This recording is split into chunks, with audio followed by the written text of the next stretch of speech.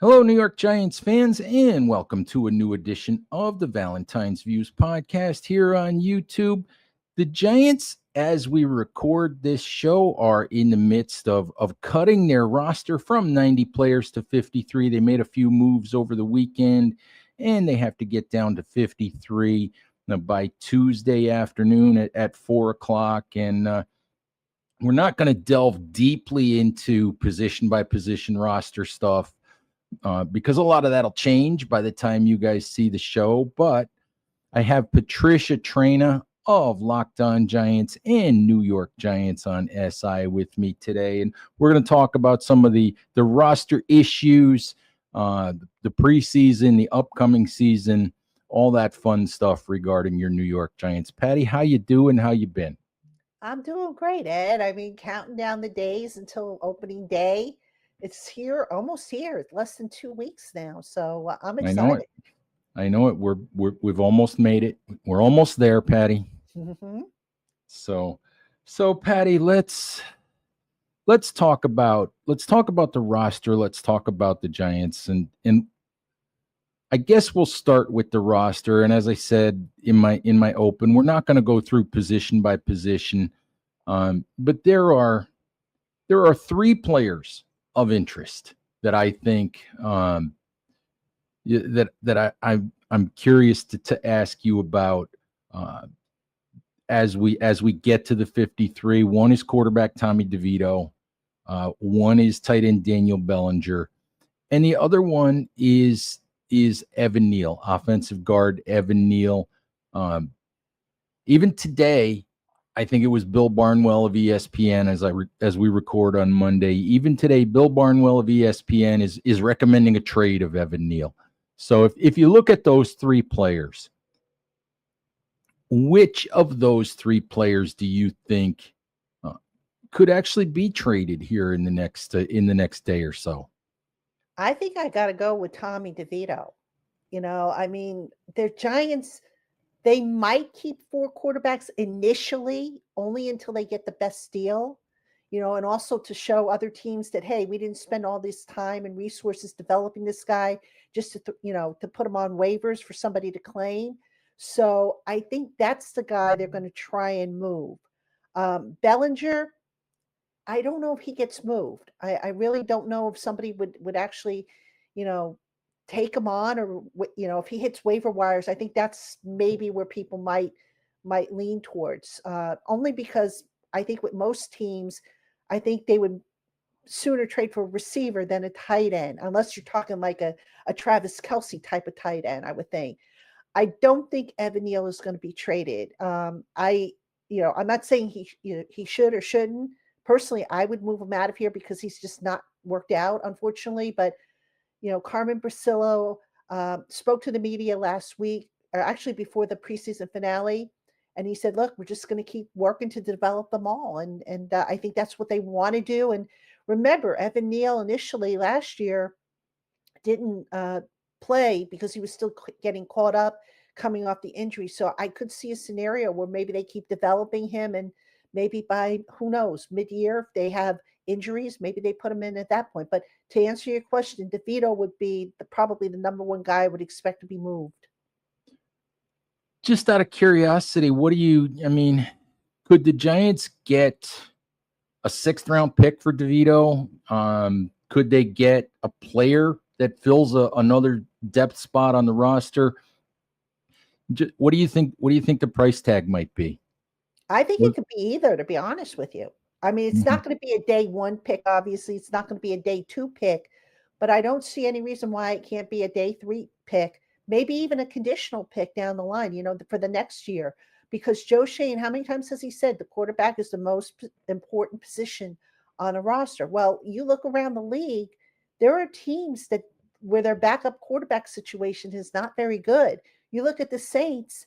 Who's their starter right now? I think have they even named a starter? I don't think they have, but they have a lot of inexperience at that position. All right, the Raiders just lost their backup quarterback, Aiden O'Connell, to a broken wrist. He's going to miss the first half of the season. So if they've got an extra, say, safety lying around that they're planning on cutting, why not do a player for player swap? The Detroit Lions is another one, Patty, Yeah, because they obviously Dan Campbell said the other day that he thinks, Hendon Hooker needs a change of scenery. They're back, yeah, one of their backup quarterbacks. So that's a team with designs on making it to the Super Bowl, and you need a reliable backup quarterback to win you some games along the way. So yeah, exactly. And look, Tommy DeVito has I know a lot of people they say, what are the Giants going to get for him? And when I first proposed this like weeks ago, people said, there's no way they're going to trade him. But this is what, if you're any football team, you want to try and aim for. You want to get a decent quarterback on your roster, develop him to where maybe he can, at best be a starter, or, in this case, a backup, a solid backup. And is anybody out there going to dispute the fact that maybe DeVito can't be a QB2 for some team? I think he can be. absolutely. Patty, every year we get to this 53-man roster cut, and we gnash our teeth over this position and that position and the other position and who belongs on the roster and who doesn't. And then the Giants cut guys, and they basically vaporize off the NFL radar screen. A few of them make it to practice squads, but there haven't been, all that many guys who get cut and then get claimed and actually find real roles on other NFL teams. Do you feel like, just looking at this roster, we tossed around a couple names already, do you feel like the Giants are going to cut some players who wind up on other teams' 53-man rosters this time around? Yeah, I think so.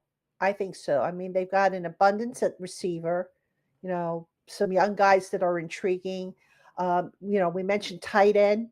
They're not going to be able to keep all those tight ends. Quarterback, obviously, if they don't make a trade and they resort to waiving Tommy DeVito, he's going to land on somebody's roster, I would think. So, yeah, I definitely think that there are going to be guys, is there going to be every single guy? No, but there's going to be more than maybe one guy this year that I think lands on a 53-man roster. A little bit of improvement. Hey, Yeah. other teams around the NFL actually see the New York Giants have a real football team, maybe. Yeah. How about that? How Yeah. about that? Patty, let's talk about, when you look at what we've seen this summer, you look at this roster heading into the regular season. What are you looking at as far as you're concerned, as positions where you feel like they just don't have enough? Where if they're going out on the waiver wire, if they're looking for free agents, if they're looking to add guys, because they always do. The 53 that we hear at 4:00 on Tuesday is never the final 53. It's Right. always a living, breathing thing in the NFL. So, but where do you think they'll look to supplement that initial 53? Well, safety comes to mind right off the bat. Tyler Nubin, if I'm not mistaken, he didn't practice. I think going back to the second practice of the Jets joint practice week.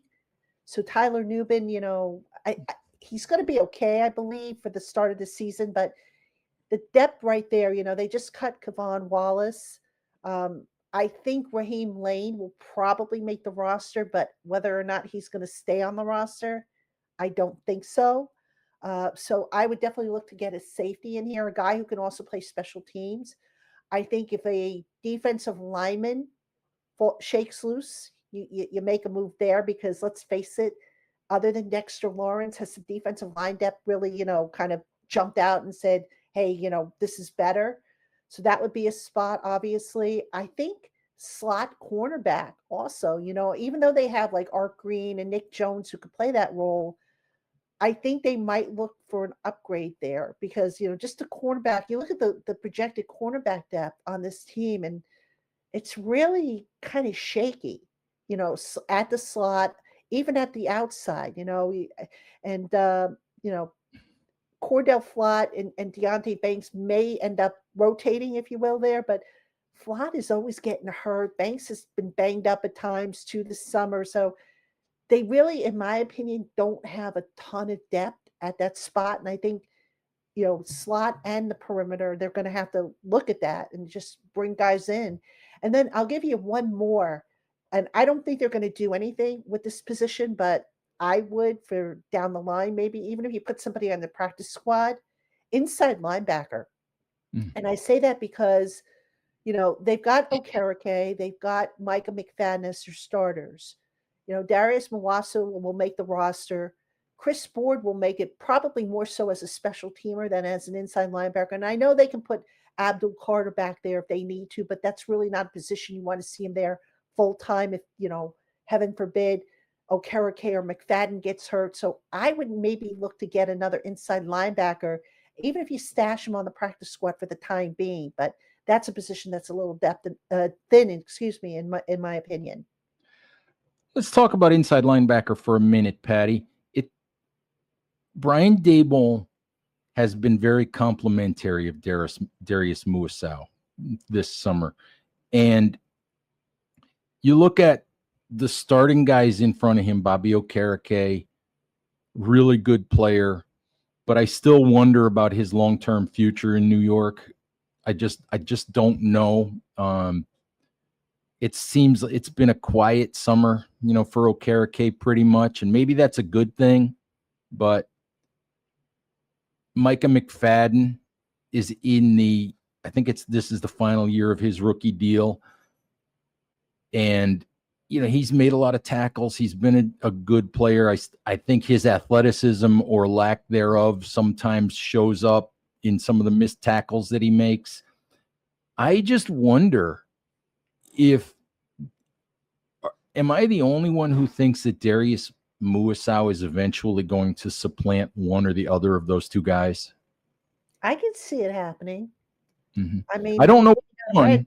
Yeah, I don't know what right away, but looking down the line, Okereke gets the last of his guaranteed money this year.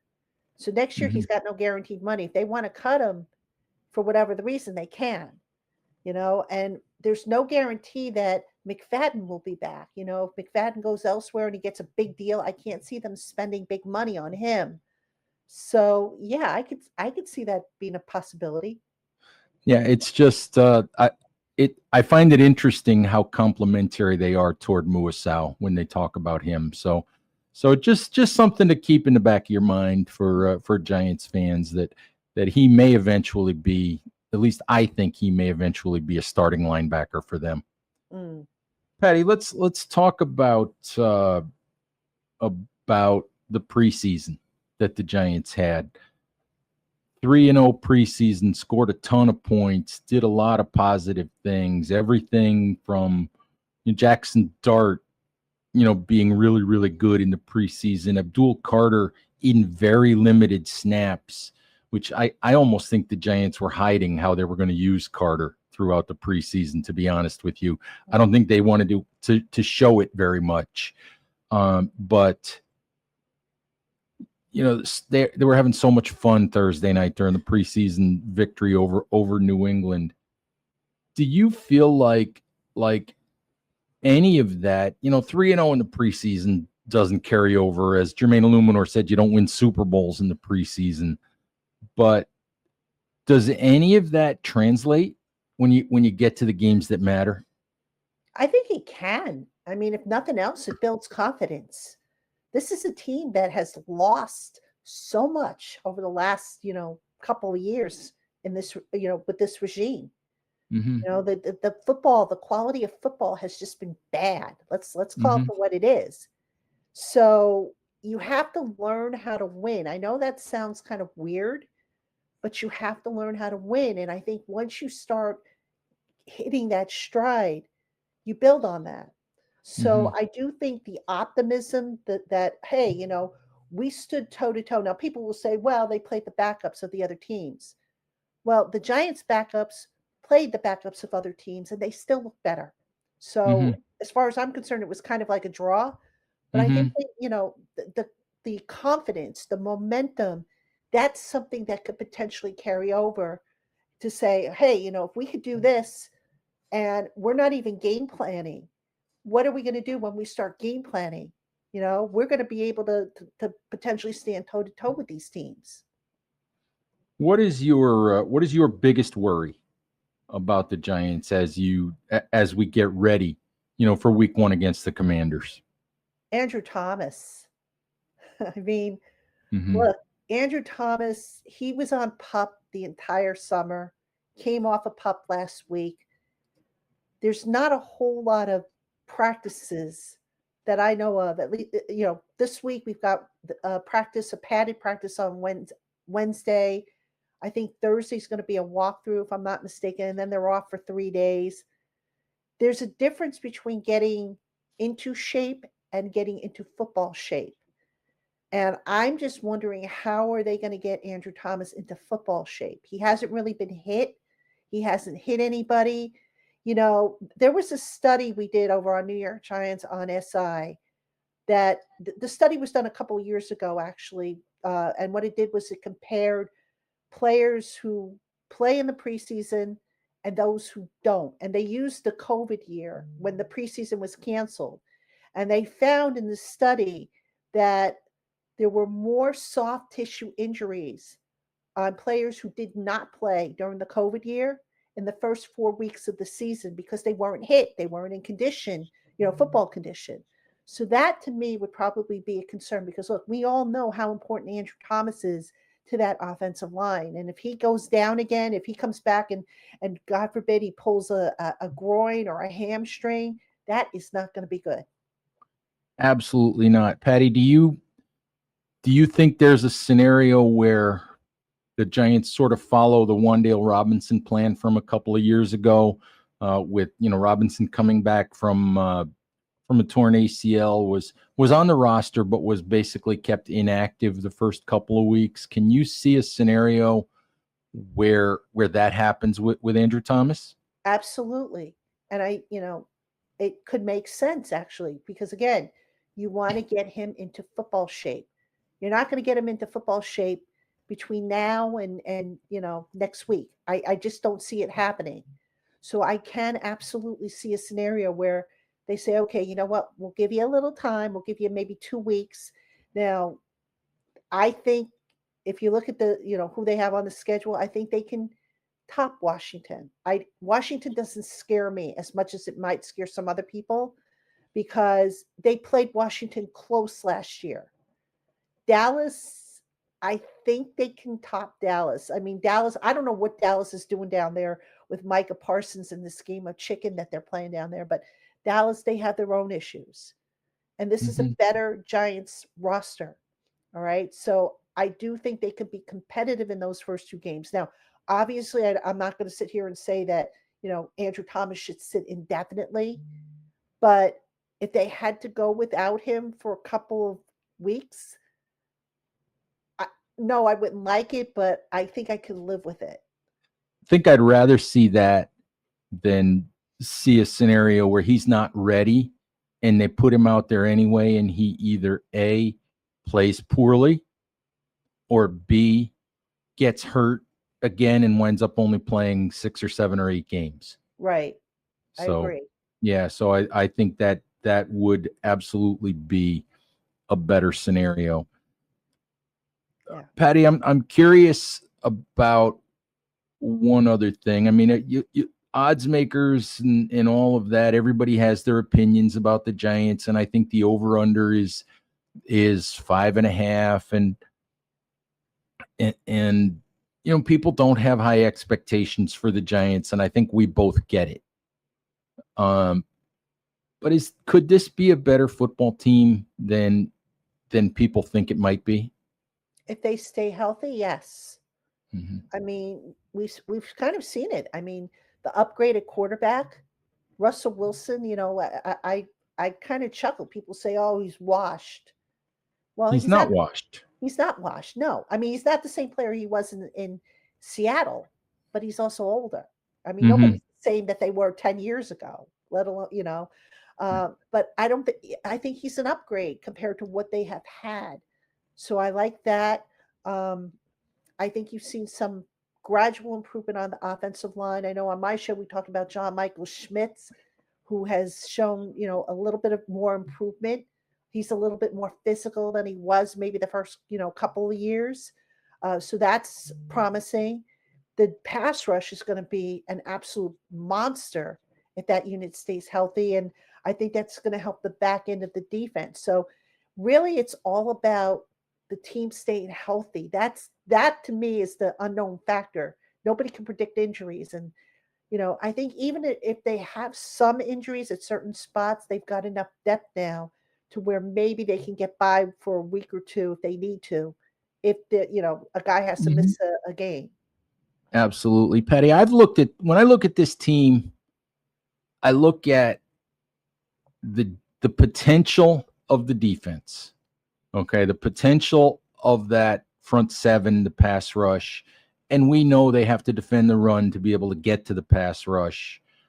But would you agree with me that this really looks like a team? I don't think they're going to go out and be an offensive juggernaut, but there is more big play potential with this team. I tend to think they're going to be a team that is defense first and it relies on opportunistic offense or big play offense to kind of take advantage of situations the defense gives them. And I think that's their formula. Would you kind of see it the same way? Yeah, absolutely. I mean, remember, this is a rebuilt team, and technically the team's in transition because Russell Wilson's not the long term answer.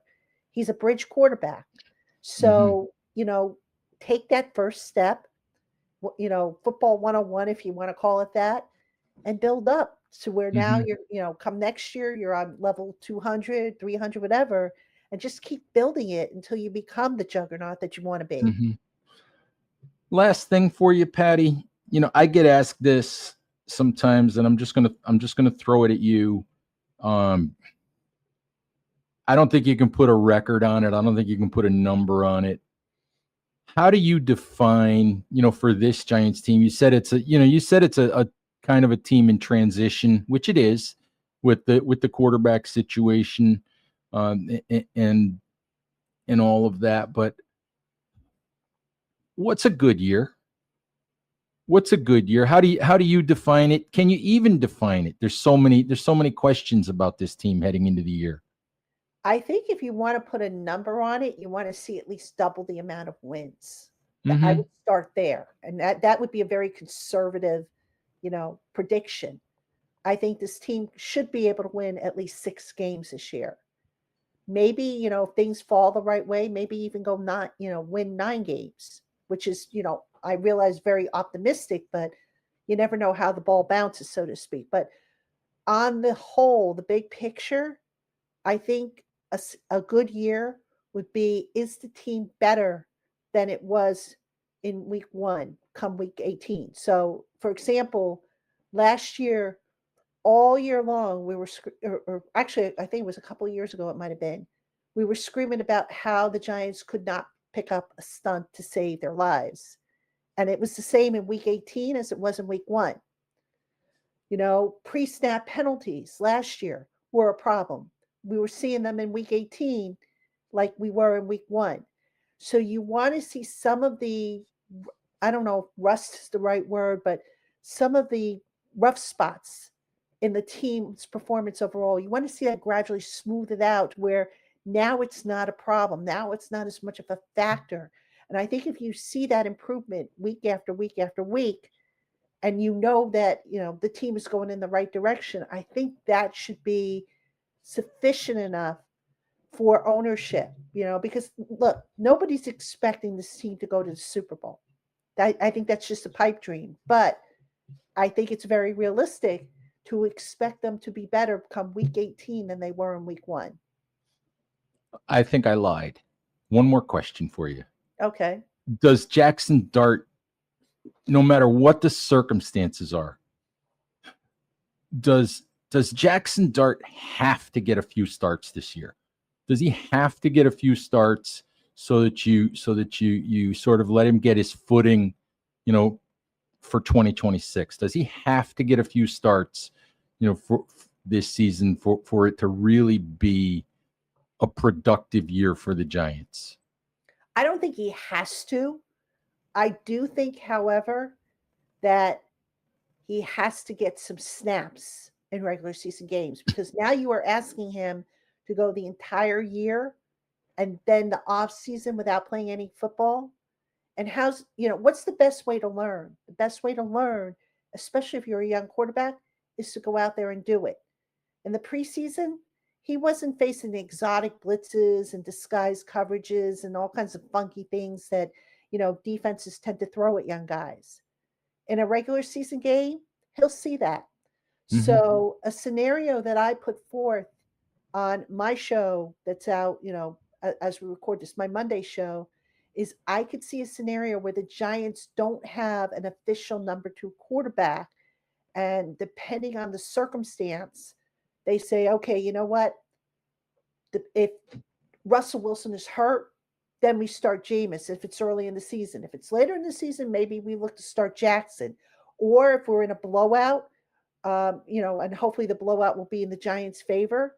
Now we put Jackson Dart in there and pull Russell Wilson out and give Jackson Dart a chance to see a team trying to come back, which is going to throw more competitive stuff than maybe a team that was, if the situation will reverse. So that I'd like to see, but I don't know if the Giants quite agree with that philosophy and what the next step of the plan is. But I wouldn't be surprised, like I said, if they try and make Jackson Dart active as much as they can, should that type of scenario come up.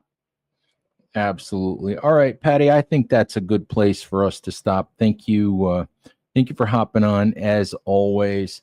Giants fans, please remember to like, share, and subscribe to support the channel. Please stay safe out there. Take care of each other, and we'll talk to you soon. Bye-bye.